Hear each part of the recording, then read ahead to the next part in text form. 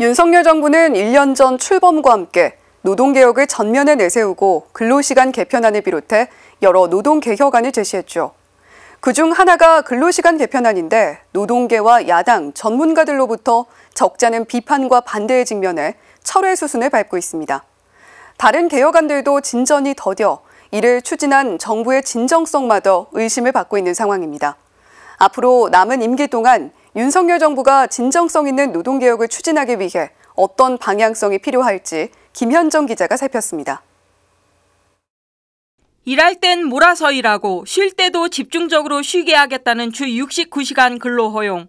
해마다 자동적으로 임금이 오르는 호봉제 때문에 기업의 신규 채용이 제한되는 문제 해결을 위해선 임금 체계를 개편할 필요가 있다며 내세운 직무성과급제 도입. 현재 32개 업종에만 허용된 파견을 제조업 분야까지 확대하겠다는 파견업종 확대. 노동자 파업 시 대체근로 허용과 업종별 최저임금의 차등 적용. 윤석열 정부의 노동개혁안 핵심 키워드입니다. 노동계와 야당, 전문가들로부터 노동시장의 양극화, 불안정 노동의 심화, 저임금 노동자의 장시간 노동을 고착화시키는 계약이라는 비판을 받았습니다. 특히 주 69시간 허용안에 대해서는 MZ세대들의 반대가 거셌습니다. 그러자 윤 대통령이 직접 나서서 재검토를 지시하며 철회에 나섰는데요. 나머지 노동개혁안도 모두 현행 노동법 전반을 뜯어 고쳐야 하는 사안으로 관철이 쉽지 않아 보입니다. 사람을 뽑을 때 직무를 뽑아야 직무급제가 가능하거든요. 대한민국이 지금까지 이제 대졸자들, 고졸자들 공채 방식으로 사람을 채용하고 그렇게 채용한 사람들을 회사의 필요에 따라서 보직을 부여하는 방식으로 경영하는 회사들이 어느 날 갑자기 직무급제 할 거야 하면 직무급이 되나요? 안 되지. 또 지난 11일 취업 규칙을 노동자에게 불리하게 변경할 때는 이유를 불문하고 노동자 과반이 가입한 노조나 노동자 과반의 동의를 받아야 한다는 대법원 전원합의체 판결이 나와 임금 체계 개편 등 정부의 개혁안도 상당 부분 영향을 받을 것으로 보입니다.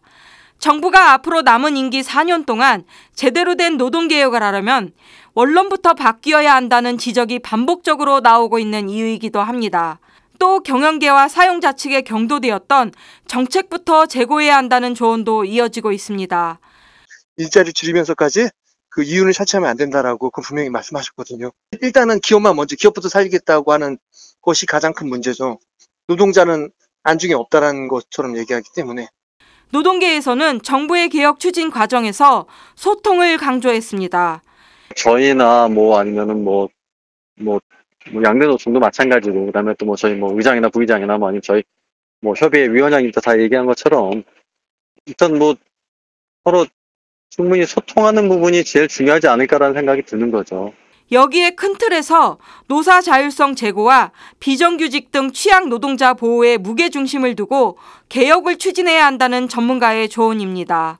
노동정책은 딱 두 개죠. 그 노사관계 관련돼서는 노동조합과 사용자 간의 자율성을 제고하는 거, 875, 985 협약 취지 자체가 집단적 노사 자체를 제고하는 거고, 반면에 이제 개별적 관계에서 개별 근로자 관계에서는 취약 노동자 보호 쪽으로 가야 되겠죠. 후견적으로 국가가 후견적인 지위에서 이제 취약 노동자들이나 그런 사람들을 보호하는 방향을 가야 되고.